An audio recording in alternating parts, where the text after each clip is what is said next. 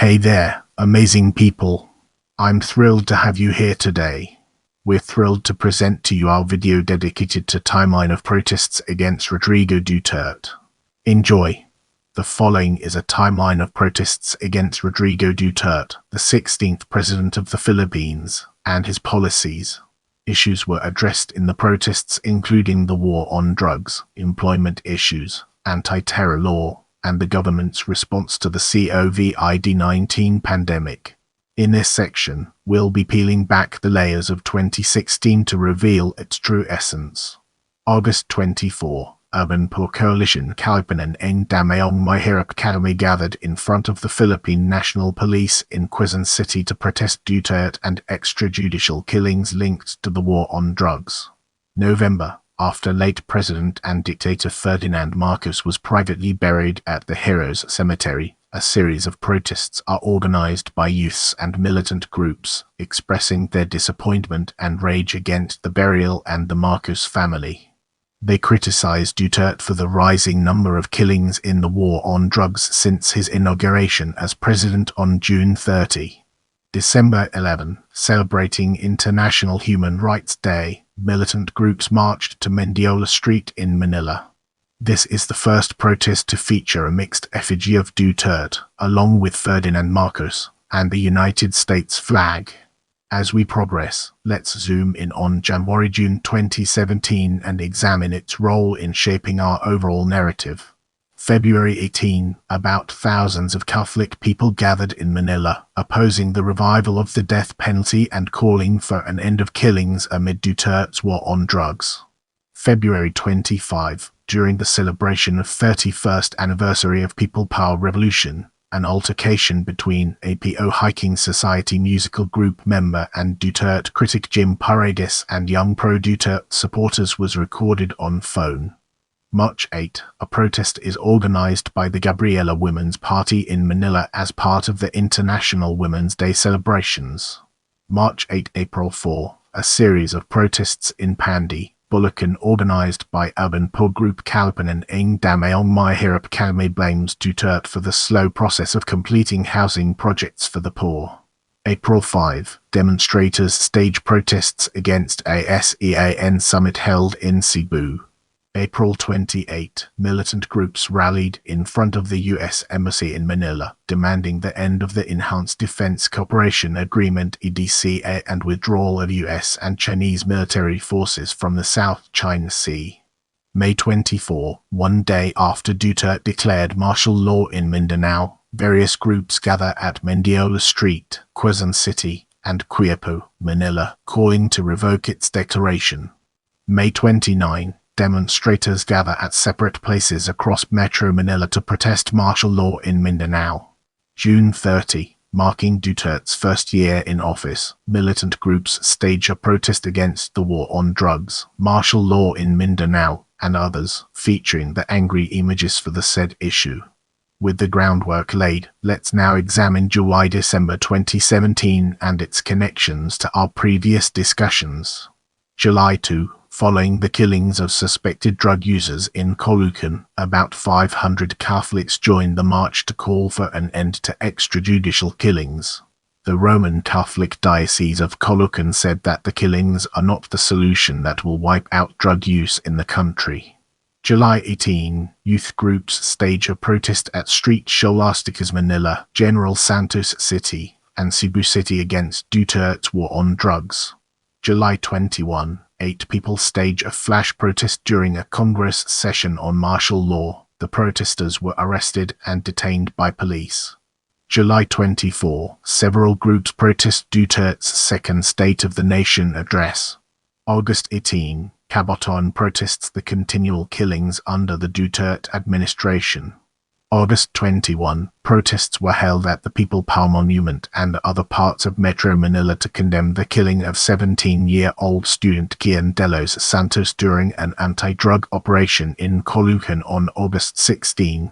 September 7, youth groups gathered in front of Camp Crame, the national headquarters of the Philippine National Police, calling for justice for young teenagers, especially Kian De Los Santos, Carl Angelo Arnaiz, and Reynaldo de Guzman killed in the drug war. September 8, following the series of deaths among teenagers amid the war on drugs, about 700 protesters gathered at the University of the Philippines Diliman. September 11, coinciding with what would have been the late former President Ferdinand Marcos's 100th birthday, protesters marched towards the Heroes Cemetery, where Marcos was buried 10 months before. September 15, an effigy of Duterte, along with that of US President Donald Trump, was displayed along the streets of Metro Manila. September 21, also called as the National Day of Protest, coinciding with the 45th anniversary of the declaration of martial law by former President Ferdinand Marcos, protests were held across Metro Manila. September 29, student activists stormed the Polytechnic University of the Philippines PUP President's office. The students also accused PUP for being Duterte's puppet. October 10, a group of farmers, led by former Agrarian Reform Secretary Rafael Mariano, protested the alleged killing of farmers and called for a stop to the ongoing martial law. October 14, cause-oriented group Tindig Pilipinas launched a signature drive urging Duterte to sign a bank secrecy waiver to end doubts on his supposed unexplained wealth. October, transport group Pinagkasang Samahan Angat Super at operators nationwide PISTON conducted a nationwide protest against government plans to phase out jeepneys. Several other groups also conducted protests in various locations. October 19, led by Anak Bayan, youth groups gathered at the 7th gate of Malacanang Palace, calling for justice for victims of alleged extrajudicial killings and militarization in parts of the country. October 23, about 500 farmers gathered at the Department of Agrarian Reform headquarters to protest the alleged killings of farmers and calling for land reform. October 25, about thousands of farmers marched towards Mendiola Street.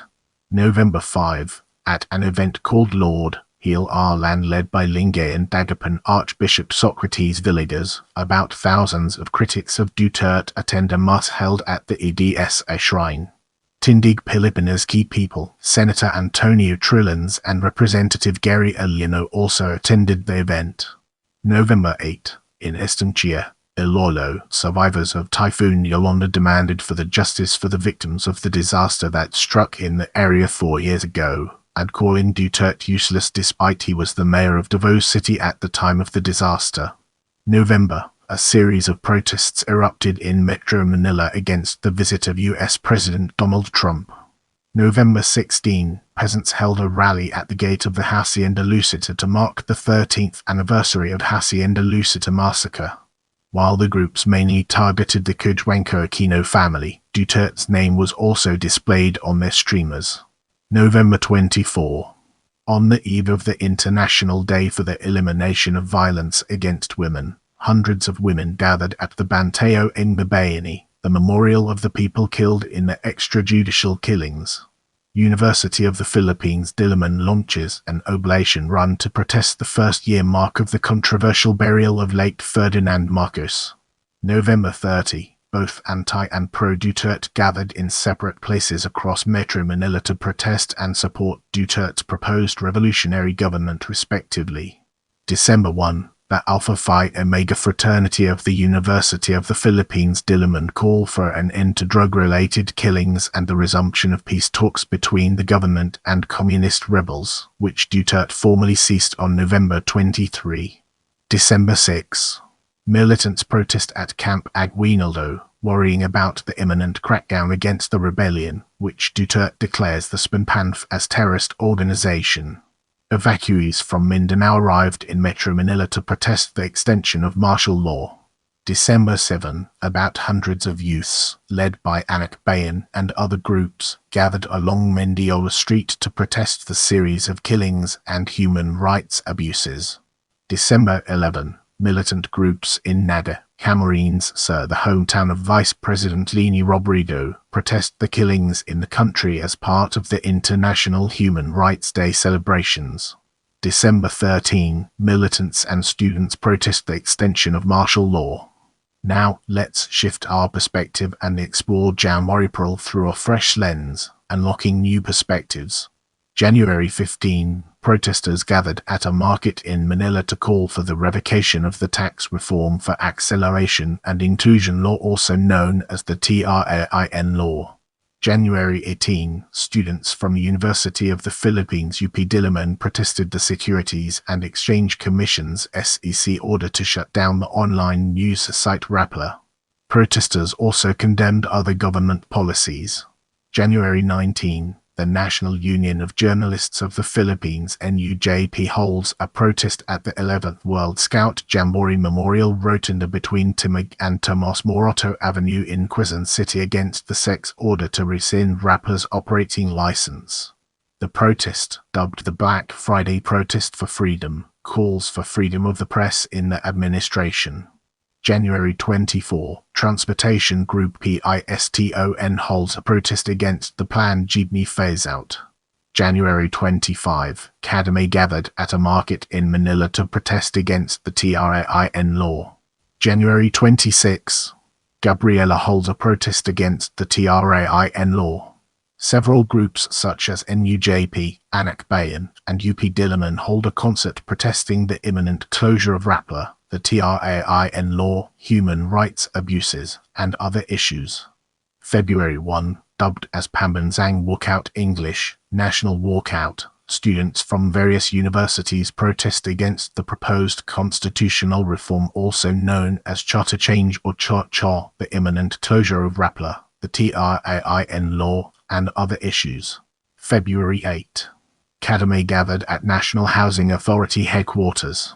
Lumid groups and some students gathered at the Supreme Court to protest the extension of martial law in Mindanao. Protesters gathered at the UP Diliman against the jeepney phase-out and tax reform. February 9, UP Diliman students burned the joint flags of the United States and China with the picture of Duterte on it. February 15, Cabotan held a protest after some universities continued to collect tuition fees despite the passage of Republic Act No. 10,931 making tertiary education free. Student activists blamed Duterte for the government's failure to implement the law. February 17, celebrating the anniversary of Gomba's martyrdom, protesters gathered at People Power Monument in White Plains, Quezon City against charter change. The families of alleged victims of extrajudicial killings also marched towards Lunta. February 19, PISTON and other transport coalition called No to Jeepney Phase Out Coalition NTJPOC held protest against the Jeepney Phase Out and the TRAIN law. February 21, a prayer rally was held at the People Power Monument. February 22, groups gathered at People Power Monument to hold a prayer vigil late at night showing their opposition to the proposed charter change. February 23, about thousands of students from different universities walk out their classes to protest the ongoing martial law in Mindanao, human rights abuses, and others. Protesters burned an effigy of Duterte. February 24. Manila Archbishop Luis Antonio Tagle and Auxiliary Bishop Broderick Pabillo led Walk for Life at the Quirino Grandstand and other parts of the country. About 1,300 protesters gathered at the People Power Monument to protest the proposed charter change. February 25. Thousands of protesters, opposing plans for charter change and various administration policies, gathered at the People Power Monument to mark the 32nd anniversary of the People Power Revolution. Also, supporters of Duterte joined the march, supporting the federalism. February 26, Kadame protested the lack of electric and water supplies in the houses that they had occupied in Pandi. March 8, women's groups held a protest as part of the International Women's Day celebration. March 14, PISTON demonstrated against the jeepney modernization program, announcing its plans for a transport strike on March 19. March 15, a series of protests against endo-contractualization were held in Cebu, Bacolod, and Manila. Youth groups led by Cabotan held a rally at the Gate of Commission on Higher Education to protest against guidelines issued by the agency requiring poor students to work in exchange for free tuition.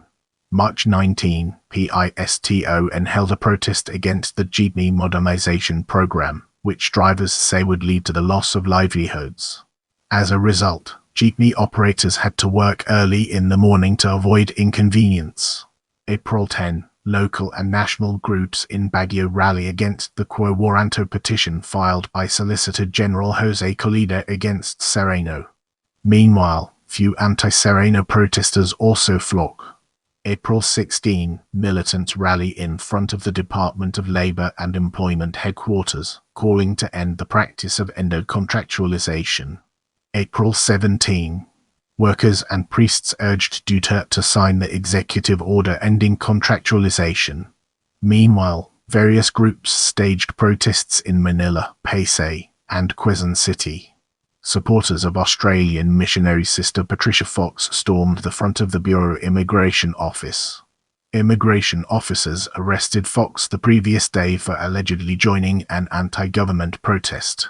April 18. Groups of farmers rallied in front of the National Food Authority headquarters for its lack of a permanent solution to the rice crisis.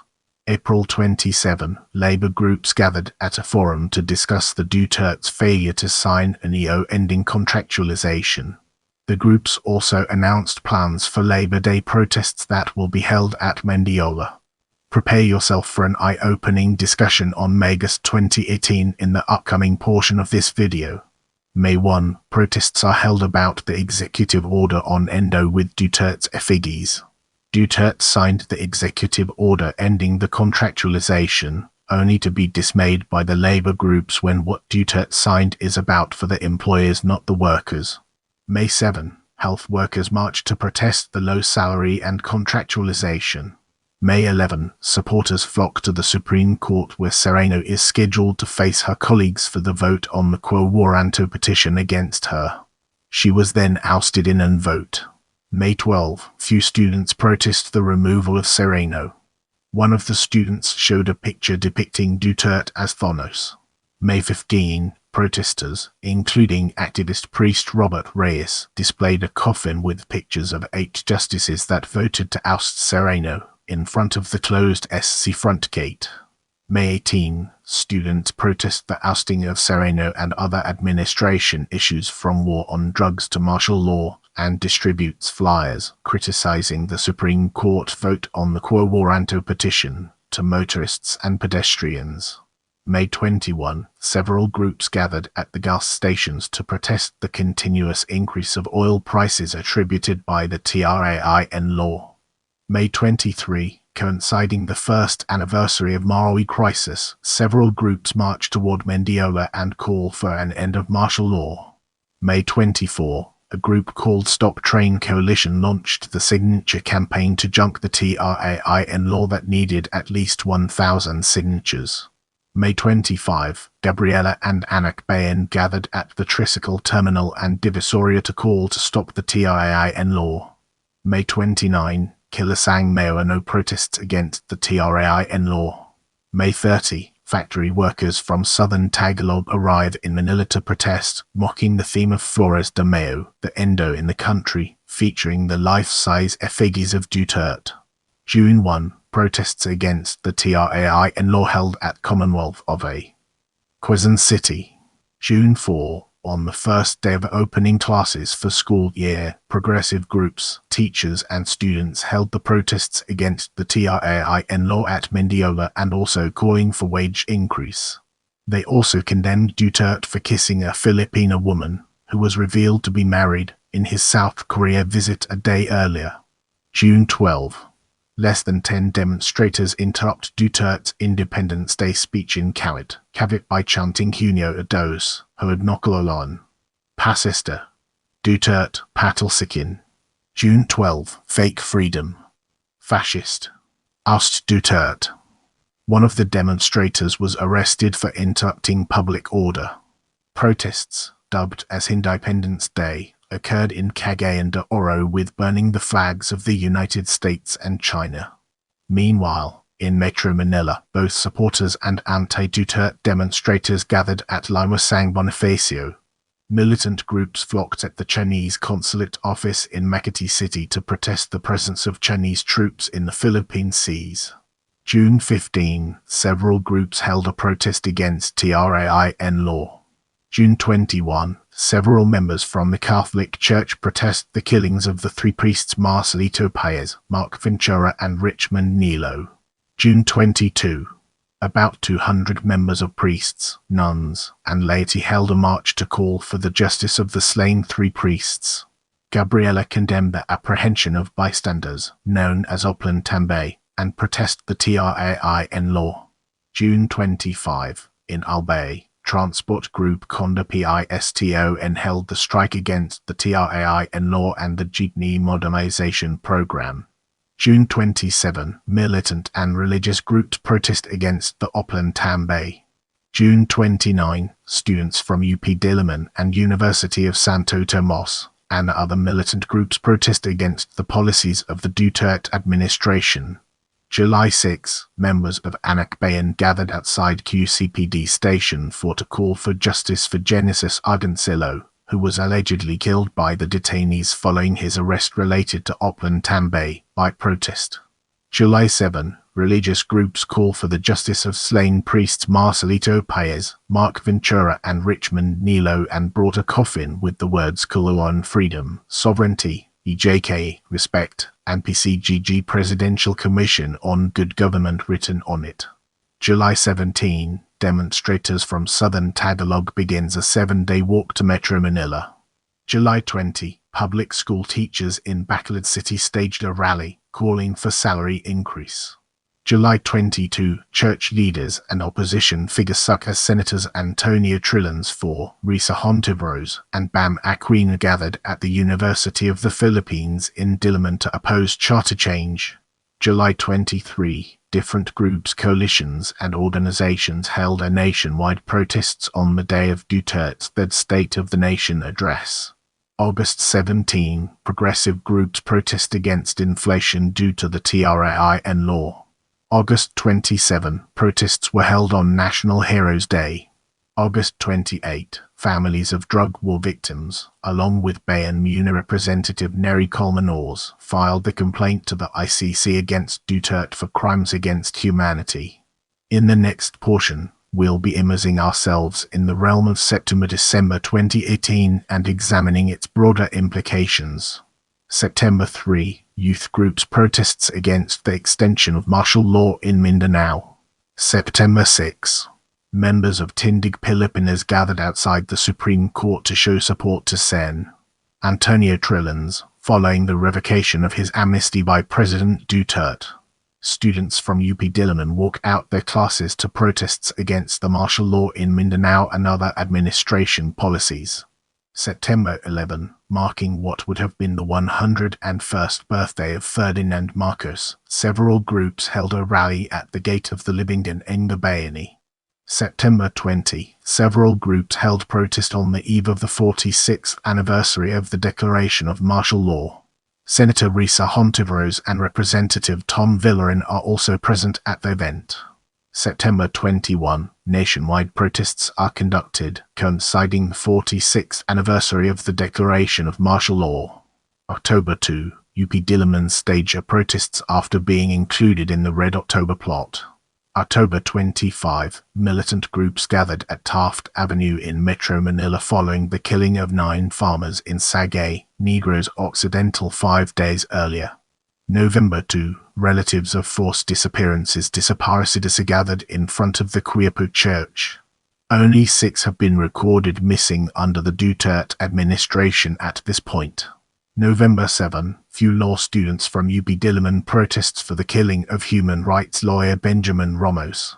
November 8, marking the 5th year mark of Typhoon Yolanda disaster, the survivors protest its slow rehabilitation and also displayed the caricatures of President Duterte, who was the mayor of Davao City at the time, and former President Benigno Aquino in November 19. The arrival of Chinese President Xi Jinping on his state visit in the country was met by the protests in Makati. November 21, after the state visit of Chinese President Xi in the country, militant groups burned the flag of China and the United States and protested the intervention of American and Chinese troops in the territories of the Philippine Seas. November 28, labor groups demonstrate, hitting the Sumithru Philippines Corporation for alleged killing of one of the workers. November 30, militant groups demonstrate at Mendiola, featuring Duterte's effigies, and some include Chinese President Xi and US President Trump, mainly due to employment issues and increasing numbers of illegal workers from China. December 12, demonstrators from Mindanao gathered outside the House of Representatives to protest the third extension of martial law. Let's now turn our gaze towards January-June 2019 and explore the fascinating connections it has to offer. January 4. Bagong Alianzang Makabayan gathered at the PNP headquarters to condemn the alleged human rights violation committed by PNP and AFP. January 15, few students from University of the Philippines Diliman and Polytechnic University of the Philippines protests against the statement about the students using the immersion program to recruit the New People's Army NPA. January 21, few demonstrators protest against the lowering of age of criminal responsibility. January 22, demonstrators mark the 32nd anniversary of 1987 Mendiola massacre. Despite it occurred during Corazon Aquino administration, Duterte's name can be seen written on their placard or banner. January 25, thousands of Catholics held a march to protest Duterte's statements against the church and the lowering of age of criminal responsibility. January 26, at least 50 members of Lumad youth groups staged protests at the gate of the House of Representatives to condemn the ongoing martial law. February 7, students marched towards the headquarters of Commission on Higher Education CHED, opposing for tuition hike while vandalizing the headquarters gate. February 14, UP Diliman students held a rally, condemning the arrest of rapper CEO Maria Ressa. February, opposition figures gathered at the EDSA to celebrate the 33rd anniversary of People Power Revolution. February 26, Anakbayan held a protest to condemn the oil price hike at Mendiola. March 7, few activists from Cabotan condemned the red tagging and attacks on the youth. March 8, women groups held a protest as part of the International Women's Day. March 15, militant groups gathered in front of the National Housing Authority, demanding the efficient water supply. Relatives of lost loved ones in the drug war campaign gathered at Christ the King Seminary in Quezon City for Pray March 27. Youth Resist held a protest a day before Duterte's 74th birthday to condemn the killings of the 74 teenagers during the war on drugs. April 2. Anak Pivis and Kilusang Magbabukid ng Pilipinas gathered at the PNP headquarters following the killings of 14 people, whom the groups said that they are merely the farmers, during the police operations in Negros Oriental. UP Diliman held a torch parade to condemn the attacks against the press. April 4, farmer groups held a rally in front of the Department of Agriculture headquarters. April 8, Otso Diretso senatorial candidates Florin Hilbay, Shell Diokno, Samir Gusuk and Gary Iliano, along with Tindig Pilipinas, attempted to reach Scarborough Shoal, where the reported harassment against Filipino fishermen is occurred, but they failed. Instead, the candidates waved their Philippine flag at the shore and dared President Duterte to fulfill his 2016 presidential campaign promise to ride a jet ski into the disputed territory. April 9, Otso Diretso and other groups marched towards the Chinese embassy in Makati City. April 15, militants staged a protest in front of Camp Sergio Osmia Sr., condemning the Negros Oriental killings. April 17, Anak Pivis gathered at the Camp Crane to protest the issues in the country such as rice tariffication law, the TRAIN law, and the war against drugs. April 25, Akbayan party list rallied in front of the Department of Foreign Affairs and demanded Duterte to open to the public all agreements made with China during the visitation of Duterte in Beijing to attend the Belt and Road Forum. May 1, Labour groups organized the rally as part of Labour Day. May 3, human rights groups gathered at Camp Aguinaldo to protest the attacks of the government against the media. May 14, Cabotan gathered at the office of the Commission on Elections COMELEC to protest the alleged electoral fraud. May 23, Various militant groups protested against the ongoing martial law in Mindanao. June 4, militants led by former Social Welfare Secretary Dinky Solomon held a protest in front of Senate against the alleged cheating on the May 13 elections. As we enter this new phase, let's navigate the complexities of July-December 2019 and discover its practical applications. July 9, Akbayan and other groups marched to Mindiola to protest and condemn the invasion by China to the Philippine sovereignty and also desired to file an impeachment complaint against Duterte for allowing China to fish in the Exclusive Economic Zone (EEZ) in the West Philippine Sea. July 15. PISTON and ACTO gathered at the Land Transportation Franchising and Regulatory Board (LTFRB) headquarters to oppose the jeepney modernization program. Various activists slammed Duterte as a diversion from the recent issues such as intensified foreign aggression by China and alleged human rights abuses directed at the poor and student organizations. July 17, relatives of victims of alleged extrajudicial killings and human rights advocates gathered at the PNP headquarters, calling the government to stop the war on drugs campaign.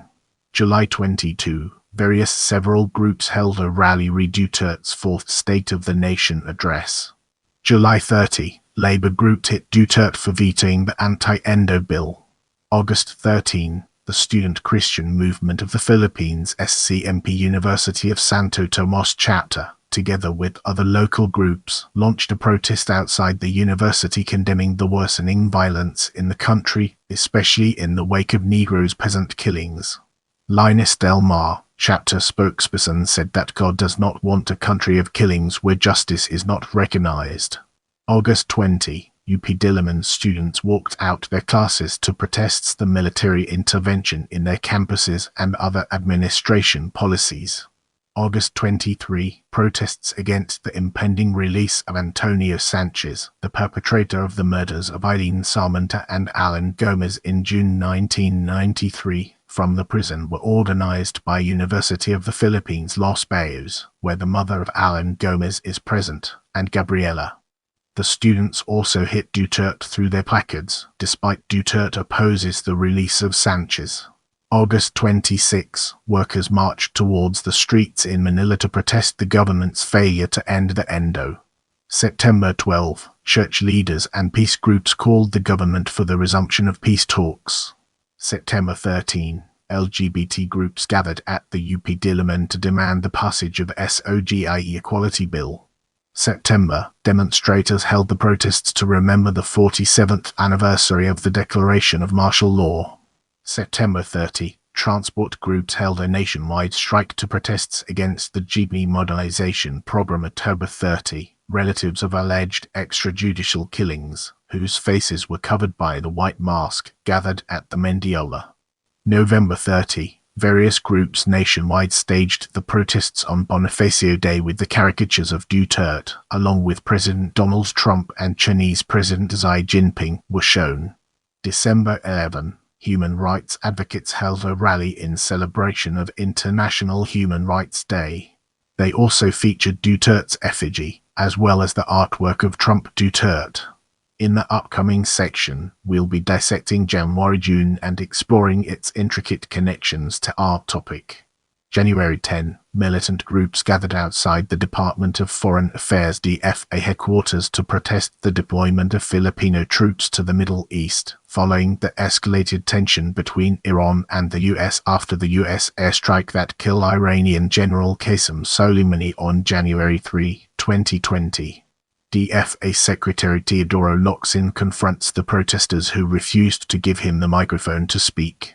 February 1, during the COVID-19 pandemic, Kadame held a rally to protest the alleged criminal negligence of Duterte for the entry of SARS-CoV-2 to the country. February 4, Akbayan gathered at the Philippine General Hospital to protest the government's lack of action to prevent the novel coronavirus from spreading in the country. February 14, demonstrators gathered to protest the impending closure of ABS-CBN, whose license to operate would eventually expire on May 4, 2020. February 22, demonstrators gathered at the People Power Monument to protest the allowing the China to breach the Philippine sovereignty and calling Duterte to resign from office. February 25, several demonstrators held a rally as part of 34th anniversary of the People Power Revolution.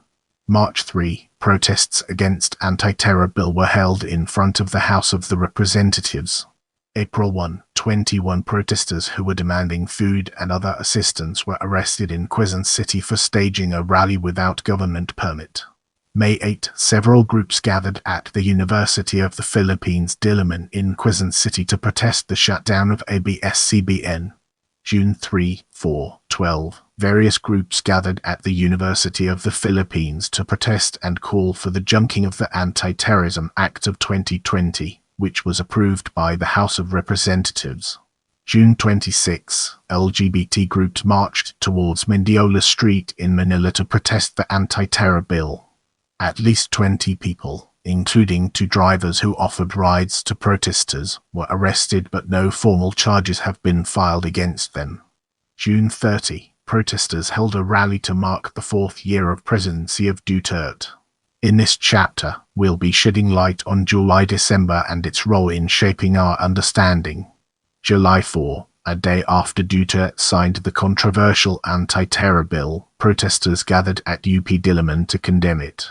Meanwhile, in Cabrillo, Laguna, 11 activists were arrested by the authorities. July 7, protesters gathered at UP Diliman against the anti-terror bill.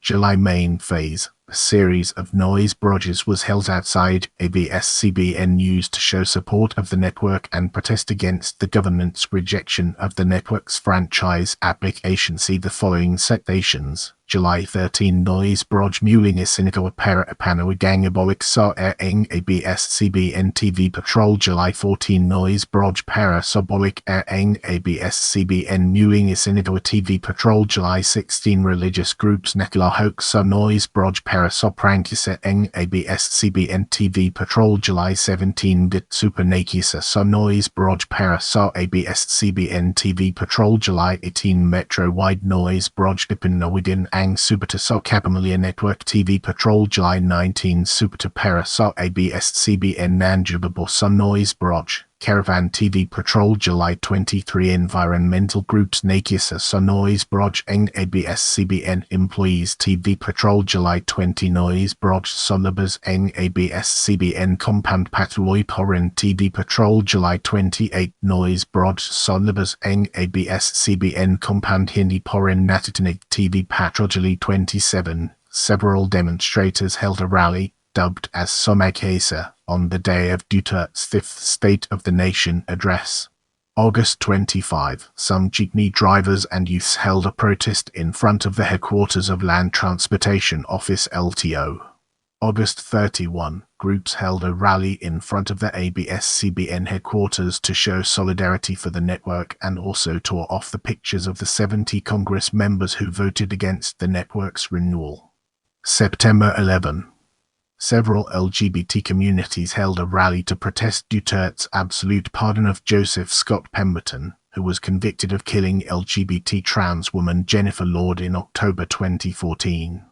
Anak Bayan held a protest on the birthday of Ferdinand Marcos. September 21, several demonstrators held a rally as part of the martial law anniversary. October 5, ACT teachers held a rally on Mendiola Street on the opening day of classes for school year after the Department of Education postponed the opening of classes in June due to the COVID-19 pandemic and as part of World Teachers' Day. October 6, demonstrators, led by Anak Bayan, held a rally on Blumen Street in Manila to protest the alleged failed education program by the Department of Education and the Commission on Higher Education (CHED) under the administration of Duterte. October 16, protesters condemned the death of 3-month-old River Narcino, daughter of human rights worker Reina May Narcino. October 21, demonstrators held a protest rally on Mendiola Street with Duterte's effigy. November 10, groups held a rally at the headquarters of Department of Education in Pasig to demand the return of face-to-face classes as soon as possible. November 17, 20, students from Ateneo de Manila University, on November 14, 2020, initiated an academic youth strike demanding Duterte to step down if he did not heed the demands of the strike. The strike criticized the national government response to COVID-19 disaster response after Typhoon Ulysses, and the condition of education and the studentry amid the pandemic. Protests by students from various universities and colleges followed, and was translated into a physical protest on November 17, 2020. November 30, a rally was held in Manila to condemn red tagging and the anti-terror law. December 3, Lumad students protested in front of the Department of Education against the closure of Lumad schools amid the pandemic. December 4, demonstrators and human rights group protested in front of the DILG office in Quezon City on the second anniversary of the executive order that created the NTFELCAC. December 10, several groups held a rally as part of International Human Rights Day with effigies of Duterte. December 21, a protest was held to release the 7 activists arrested on December 10, as well as all political prisoners. Media advocates and activists held a rally in front of Mandaluyong RTC Branch 213 to release activists imprisoned on December 10, including journalist Lady and Salem. Because of a shooting incident in Tarlac a day before, an indignation rally was done by numerous groups on December 21, 2020, at the Boy Scout Circle, Quezon City. December 31, an indignation rally was held on the grounds of Commission on Human Rights in Quezon City because of the killing of 9 Tumanok in Capiz and the killing of 1 farmer in Bohol on December 30. As we move forward, let's uncover the untold stories and fascinating intricacies of January-June 2021. January 13, students from various universities held a rally to protest charter change and the delay of the arrival of the COVID-19 vaccine in the country. January 19, University of the Philippines held a rally to condemn the termination of the 1989 UPND Accord, the agreement limiting the presence of military and police at the university. January 22, several groups held a rally to mark the 34th anniversary of Mendiola massacre. January 25, several groups held a rally to protest the proposed charter change.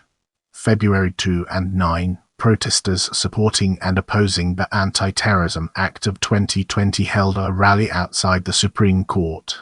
February 5, progressive groups held a rally in front of Camp Crane to protest the interference by the AFP-PNP at the universities. February 16, progressive groups held a rally in front of the Supreme Court during the oral arguments regarding the Anti-Terrorism Act. February 20, demonstrators held a rally in Mendiola where police confiscated an effigy of Duterte. February 23, Pamela Kea held a rally at the Manila Bay Walk to condemn the presence of Chinese Coast Guards in the Philippine waters. February 25, several demonstrators held a rally as part of 35th anniversary of the People Power Revolution. March 1, few protesters held a rally in front of the House of Representatives to oppose charter change. March 5, youth protesters held a rally in front of the U.S. Embassy to condemn imperialism in the Philippines.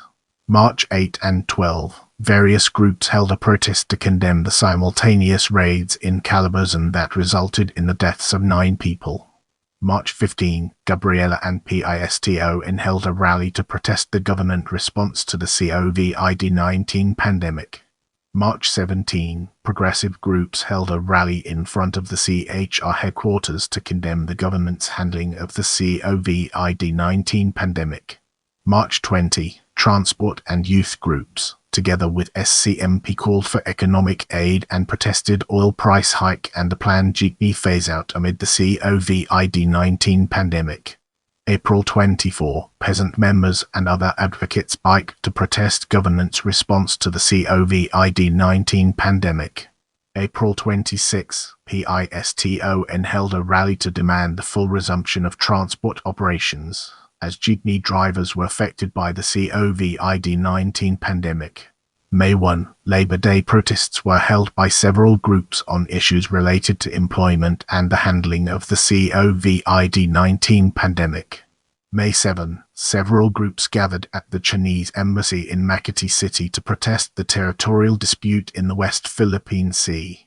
May 11, several groups gathered at the Commission on Human Rights to mourn and call for justice for peasant leader Joseph Canlas, who died from the complications of COVID-19 in detention on the same day. Canlas was arrested on March 30 for alleged possession of firearms and grenades. May 18, peasant group demonstrated in Quezon City to condemn government's insufficient action to address hunger. May 30, groups held a rally in front of the CHR headquarters in Quezon City to protest red tagging and calling for freeing the political prisoners. June 7, youth protesters led by Anak Bayan held a rally in front of Manila City Hall to protest the clearing operations of vendors and demolitions of the residential houses. Although they blamed the Manila government for this, they also included Duterte's name on their placards. June 9, demonstrators held a protests in front of the Batasang Pambansa complex where Congress held a hearing regarding the proposed Kaliwalo Dam. June 12, protesters held a rally on Independence Day regarding the West Philippine Sea territorial dispute.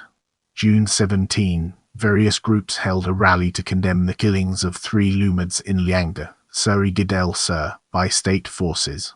June 30, several groups held a rally on the day of the 5th mark of the Duterte presidency.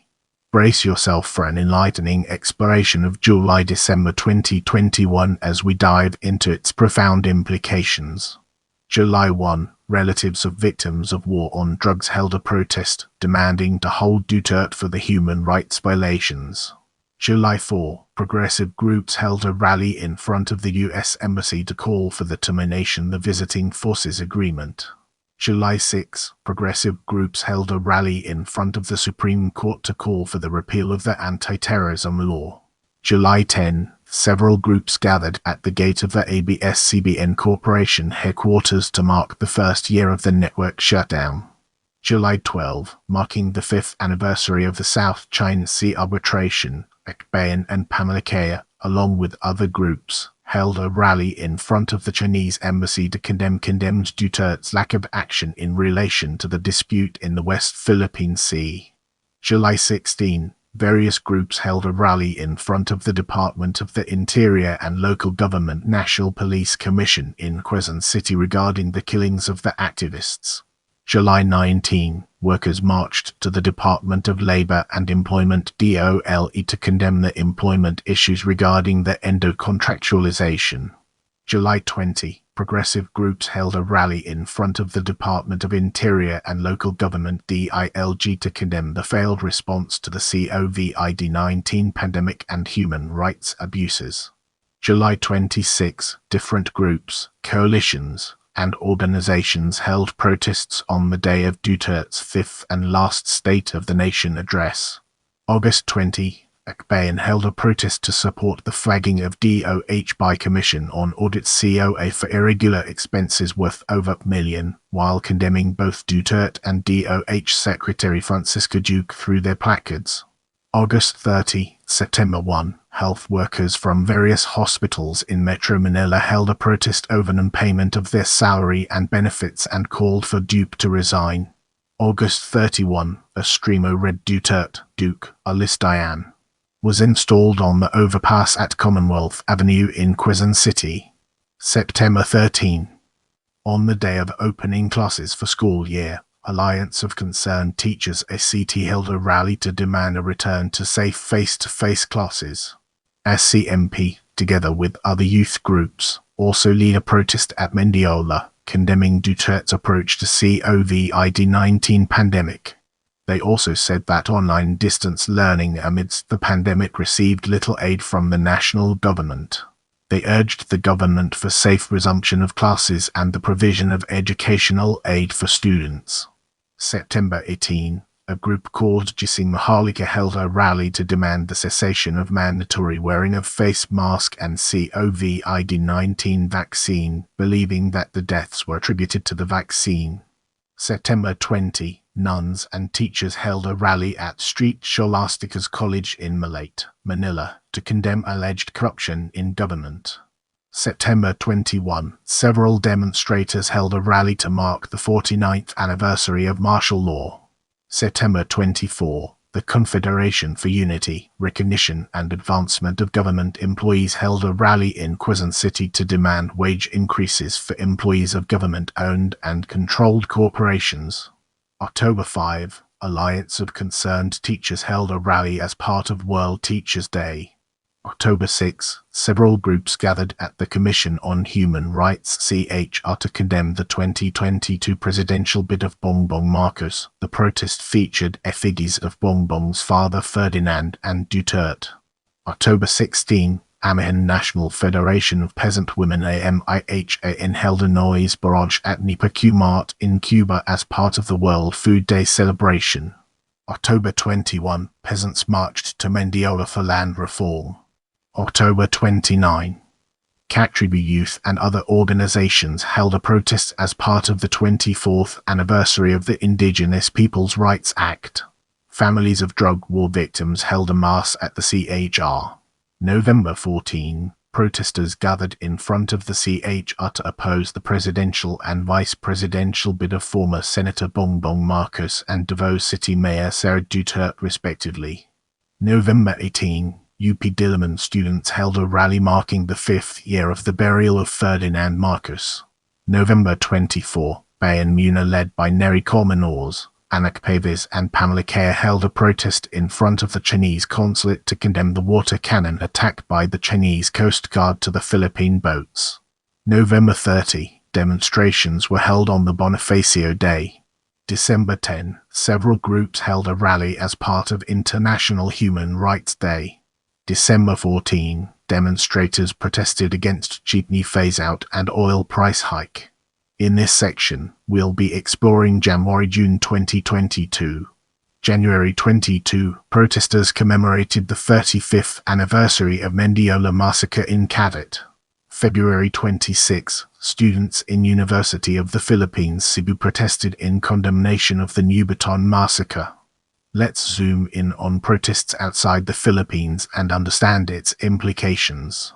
August 25, 2017, overseas Filipino groups from Saudi Arabia, London, Hong Kong, Canada, Italy, Australia, South Korea, New Zealand, Thailand, and Japan protested the killing of Kian Delos Santos and others linked to the war on drugs.